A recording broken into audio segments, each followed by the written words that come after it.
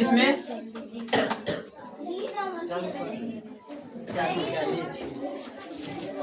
Alkyl में carbon की संख्या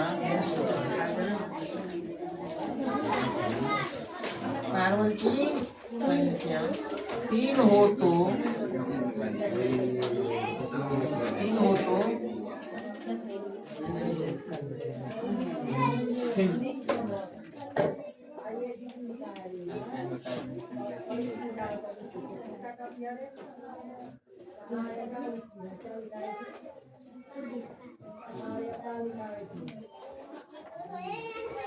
नाम सूत्र संरचना बता।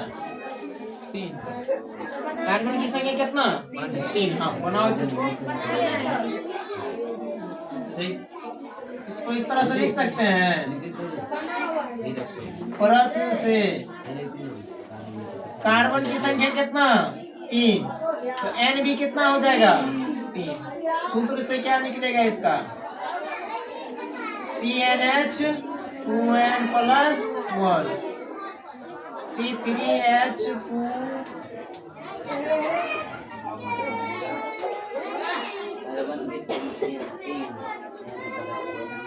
नाम बोलो तो इसका क्या होगा?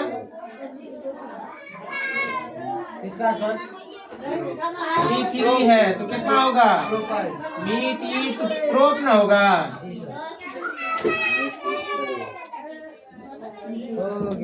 तो संरचना क्या हो जाएगा इसका? 3 गो है।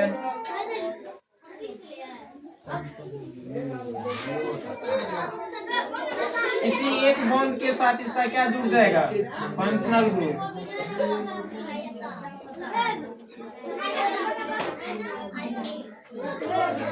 लिख लिया?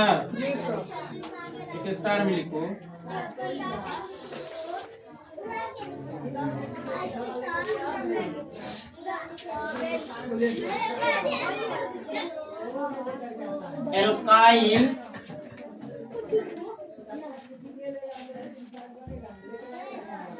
एल्काइल हाइड्रोकार्बन का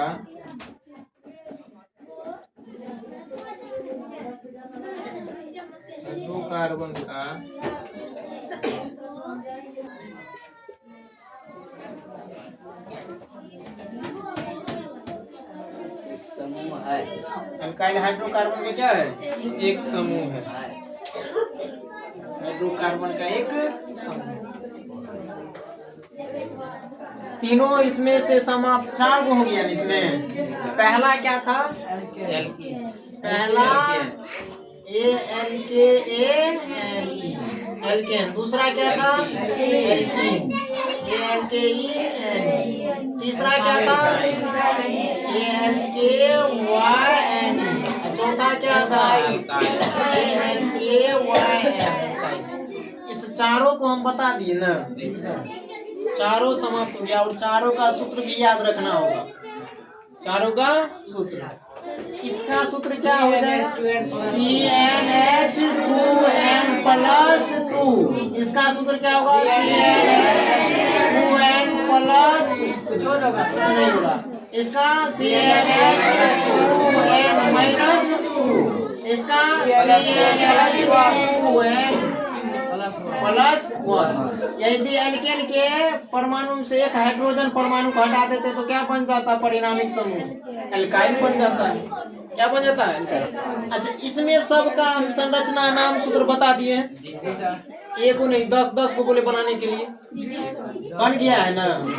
अब अगला जो चलो लिखो।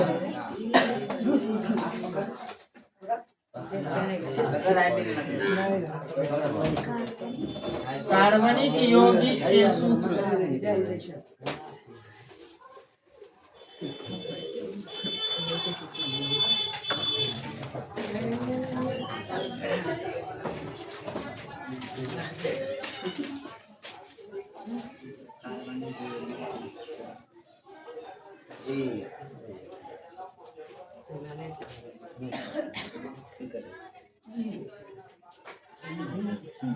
कार्बनिक यौगिक के सूत्र होते हैं कितने प्रकार के? 3 प्रकार के।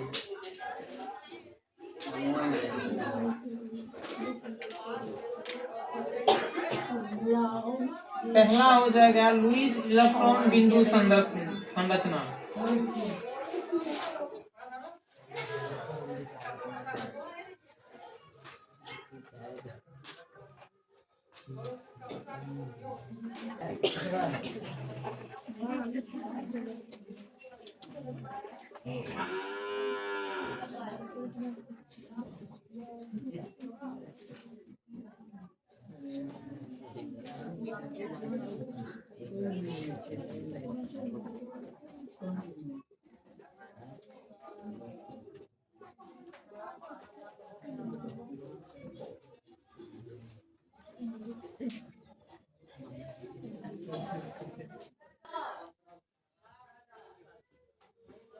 वह संरचना जिसमें बाहरी कक्षा वाले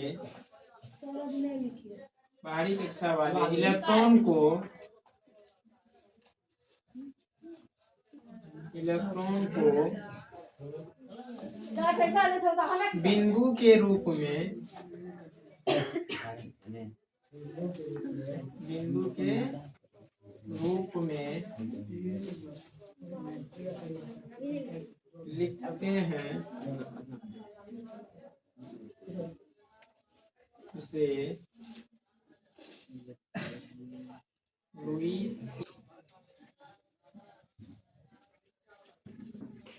लुईस इलेक्ट्रॉन बिंदु संरचना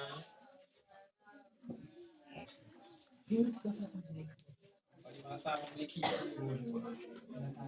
वह संरचना जिसमें बाहरी कक्षा वाले इलेक्ट्रॉन को बिंदु के रूप में लिखते हैं, उसे लुईस इलेक्ट्रॉन बिंदु संरचना कहते हैं।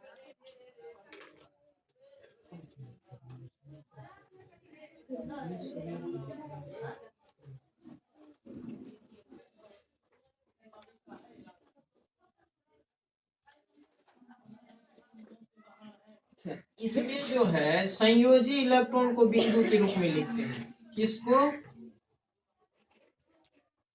संयोजी इलेक्ट्रॉन को।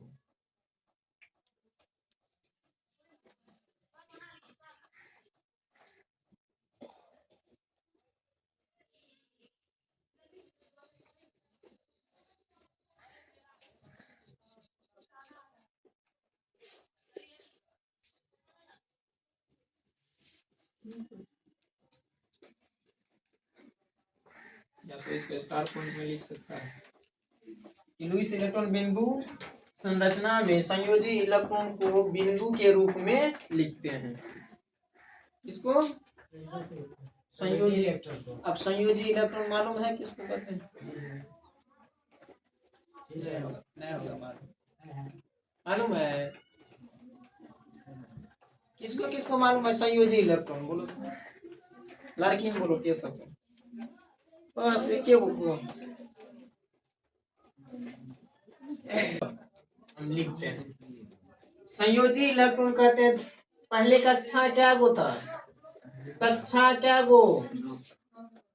4 कक्षे होती है। कितना? 4।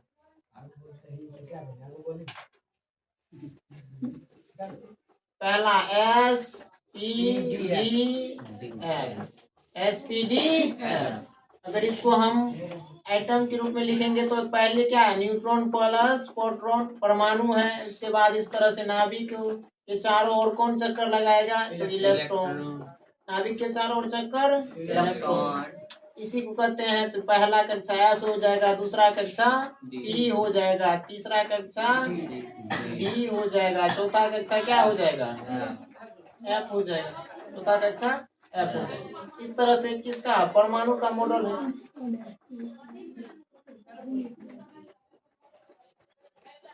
अब समझो, S पर अधिकतम इलेक्ट्रॉन की संख्या 2, P पर अधिकतम इलेक्ट्रॉन की संख्या 6, D पर अधिकतम इलेक्ट्रॉन की संख्या 10 और F पर अधिकतम इलेक्ट्रॉन की संख्या 14। यही ना? अब देखो संयोजी इलेक्ट्रॉन किसको बोलते हैं? तो 2 भिन्न कक्षा को आपस में जोड़ना है। दो भिन्न कक्षा को आपस में, जैसे किसी भी तत्व का हम इलेक्ट्रॉनिक विन्यास निकालेंगे तो उसमें जो है दो भिन्न कक्षा को आपस में जोड़ेंगे तो वही क्या चीज बनेगा, संयोजी इलेक्ट्रॉन। जैसे अगर मान के चलते हैं कि किसी कार्बन का लेते हैं, किसका, कार्बन नहीं, नाइट्रोजन ही लेते हैं। नाइट्रोजन कितना नंबर में, 7 नंबर में। इसका इलेक्ट्रॉनिक विन्यास क्या निकलेगा, 1s2 2s2 और 2p कितना हो जाएगा, 3 ना होगा, 2p3। अब समझो दो भिन्न कक्षा, s और s भिन्न कक्षा है, s और s भिन्न कक्षा है कि सेम है, सेम है, लेकिन s और p क्या है, भिन्न कक्षा। इसका इलेक्ट्रॉन 2 3 और 2 को जोड़ेंगे कितना होगा, 5। इसका 2 का 2, ये तो संयोजी इलेक्ट्रॉन इसका क्या निकल के आएगा, संयोजी इलेक्ट्रॉन हो गया क्या चीज, 2 और 5।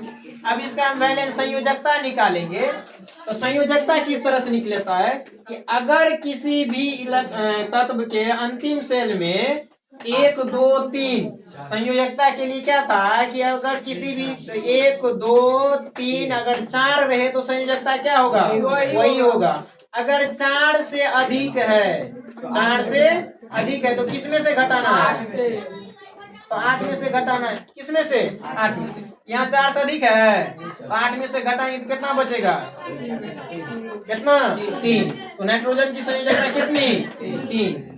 या दूसरा एक तरह से भी निकाल सकते हैं संयोजकता कि अक्रिय तत्व कितना, अक्रिय तत्व 6 गो है, अक्रिय तत्व क्या गो, 6 गो, 2 10 18 36 54 86, इतना इतना नंबर में है, यही ना जिसको कहते हैं helium, neon, argon, krypton, xenon, radon. अगर हम 7 नंबर का देखना चाहते हैं तो ये तो अस्थाई तत्व है, अक्रिय तत्व क्या है, अस्थाई है। अगर 7 नंबर का हमको संयोजकता मालूम करना है तो 2 और 10 के बीच में आता है 7, इन्हीं दोनों के बीच में 7 जब आता है तो वह 10 के पास जाएगा कि 2 के पास जाना चाहिए अस्थाई होने के लिए, 10 के, क्योंकि नजदीक में कौन है, 10। इसका मतलब 7 है, 10 के पास जाएगा तो कितना इसको चाहिए जो 10 के पास जाएगा, 3। वही तो 3 इसका क्या हो जाता है, संयोजकता। अगर इसमें प्लस माइनस लगा देंगे तो वह चार्ज बन जाएगा, क्या बन जाएगा, चार्ज यानी आवेश बन जाएगा। संयोजकता में ही अगर प्लस माइनस लगा देंगे तो क्या बन जाएगा, आवेश। क्या बन जाएगा, आवेश। तो नाइट्रोजन की संयोजी इलेक्ट्रॉन समझ में आ गया, दो भिन्न कक्षाओं को आपस में जोड़ना। अगर और कोई तत्व का, अगर जैसे कैल्शियम का बात करते हैं, Ca, क्या चीज है, कैल्शियम। Ca कितना नंबर में है, Ca कितना नंबर में, कैल्शियम कितना नंबर में,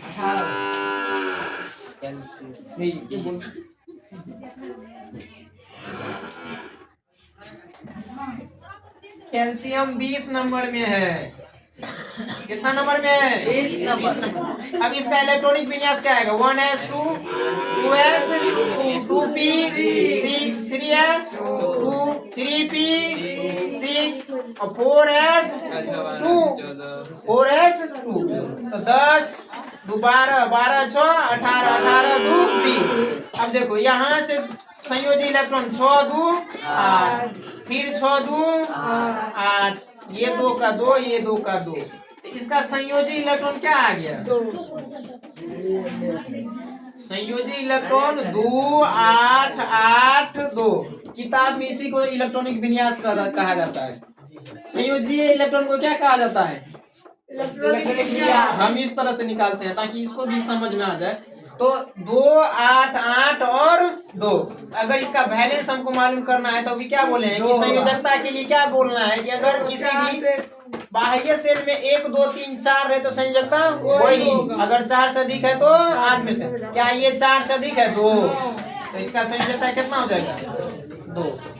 अब यही है कि लुईस इलेक्ट्रॉन बिंदु संरचना में इन्हीं संयोजी इलेक्ट्रॉन को बिंदु के रूप में दर्शाएंगे। किसके रूप में, बिंदु के रूप में। किसके रूप में दर्शाना है, बिंदु के रूप में। पहले इसको लिखो, मिटा दे, इसको मिटा दे, इस साइड वाला का।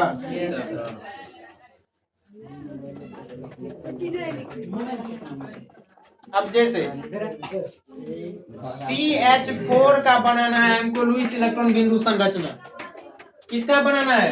CH4 का। क्या चीज बनाना है? तो लुईस इलेक्ट्रॉन बिंदु संरचना। अब देखो यहाँ कार्बन कितना है? कार्बन कितना? एक कार्बन है, लेकिन हाइड्रोजन क्या को है? अगर कार्बन की संयोजकता कितनी होती है?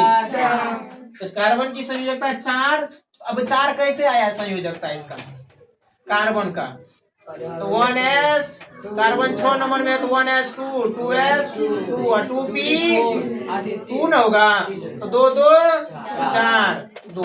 तो बाह्य सेल का ना बात करना है, तो 1 4 से अधिक है ये, तो संयोजकता भी कितना हो गया? 4। अब देखो इसको हम बिंदु के रूप में इलेक्ट्रॉन को दर्शा देते हैं, दर्शा दिए। अब उसके बाद क्या को हाइड्रोजन? 4 को तो हाइड्रोजन है, तो 4 को हाइड्रोजन को दर्शा दिए। इसको भी हाइड्रोजन का भी इलेक्ट्रॉन किसके रूप में दर्शा दिए? बिंदु के रूप में। तो यही हुआ। अब इसके साझेदारी होगी, क्या होगा? साझेदारी। हाइड्रोजन एक कार्बन से ले लिया, ये हाइड्रोजन एक कार्बन से लिया, ये हाइड्रोजन एक कार्बन से लिया, ये हाइड्रोजन भी एक कार्बन से ले लिया।